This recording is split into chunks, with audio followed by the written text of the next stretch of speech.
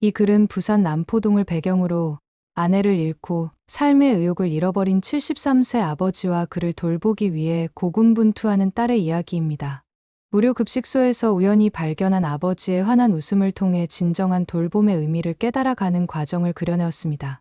부산 남포동의 허름한 다가구 주택 2층, 73세 박철수는 이제 혼자였다.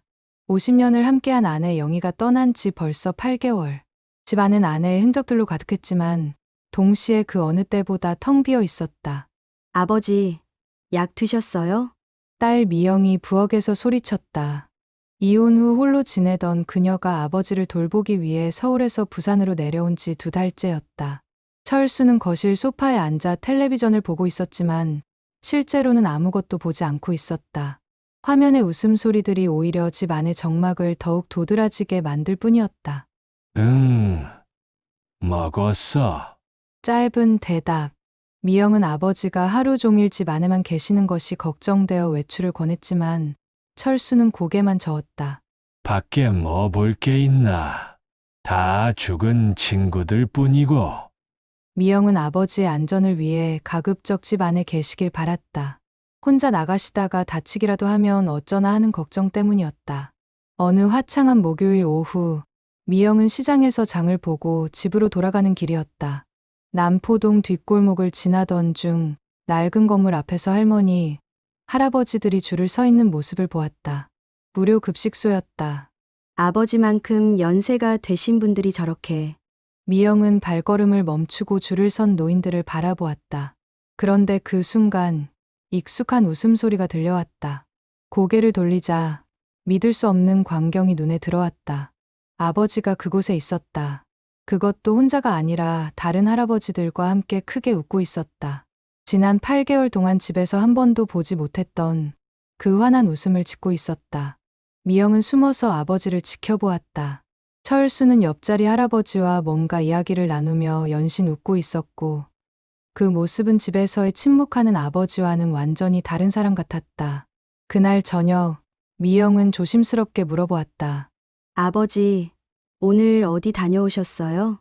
철수는 잠시 머뭇거리더니 대답했다. 그냥 잠깐 산책했어. 미영은 더 이상 묻지 않았다. 대신 며칠 뒤 다시 그 무료급식소를 찾아갔다. 이번에는 직원에게 물어보았다. 혹시 저희 아버지가 여기 자주 오시나요? 아, 철수 할아버지요? 네.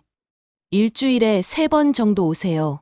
경제적으로 어려우신 건 아니고 그냥 친구들 만나러 오시는 것 같아요. 직원은 미영에게 누걸산이라는 모임에 대해 설명해 주었다. 여기 오시는 할아버지, 할머니들이 만든 모임이에요. 누우면 죽고 걸으면 산다는 뜻이래요. 경제적으로 어려워서 오시는 분들도 계시지만 대부분은 외로워서 오시는 분들이에요. 가족들이 바빠서 대화할 상대가 없으시거든요. 미영의 가슴이 먹먹해졌다. 아버지의 안전만 생각하며 집안에 모셔두려 했던 자신의 마음이 오히려 아버지를 더 외롭게 만들고 있었던 것이다. 며칠 후 미영은 용기를 내어 아버지에게 물었다. 아버지, 혹시 무료 급식소에서 친구분들 만나고 계신 거예요? 철수는 깜짝 놀라며 딸을 바라보았다가 이내 고개를 끄덕였다. 미안해. 내가 걱정할까 봐 말 못했어. 아니에요, 아버지. 제가 죄송해요. 왜 안 말씀해 주셨어요? 철수는 천천히 입을 열었다. 처음엔 정말 우연히 지나가다가 들어간 거였어. 그런데 거기서 만난 사람들이 다들 좋은 사람들이야. 김 씨는 나랑 같은 나이인데 아내를 일찍 보내고 혼자 살고 있고, 이 씨는 자식들이 모두 외국에 나가 있어서 명절에도 혼자 해. 철수의 목소리에 생기가 돌았다. 우리끼리 누걸산이라고 부르는 모임을 만들었어. 누우면 죽고 걸으면 산다는 뜻이야. 서로 안부도 묻고 같이 가벼운 운동도 하고 때론 부산 바다도 보러 가고.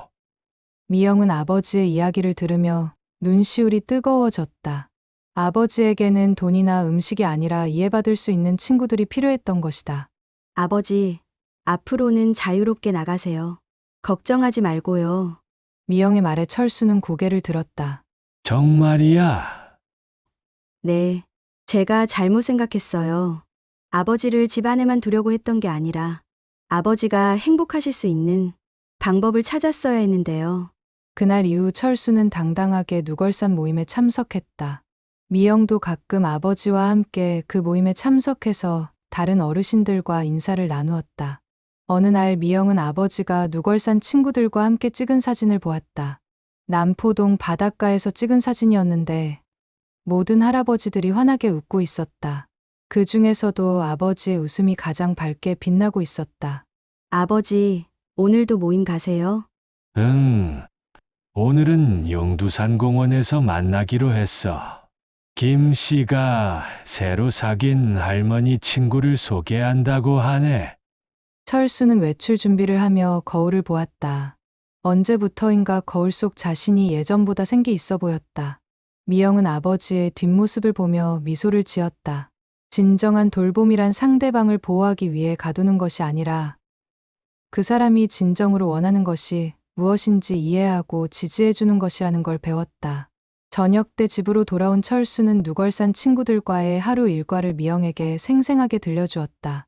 그 이야기 속에는 웃음이 가득했고 미영은 그 웃음을 들으며 마음이 따뜻해졌다. 미영아, 고마워.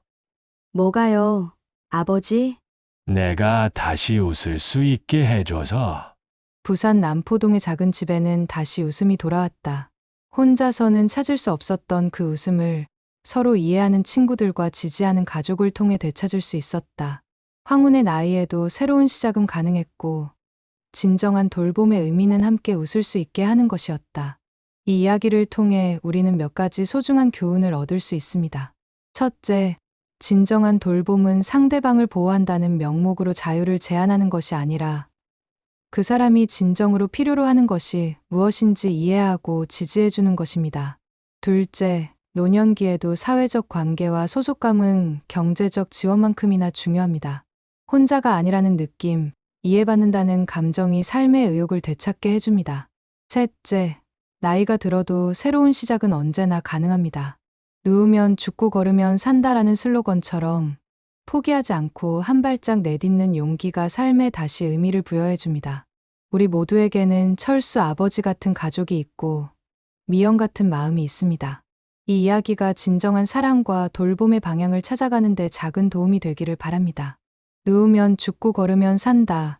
부산 남포동 무료급식소에서 만난 노년 공동체의 슬로건처럼 때로는 걸어 나가는 용기가 삶에 다시 의미를 부여합니다. 오늘도 들어주셔서 감사합니다.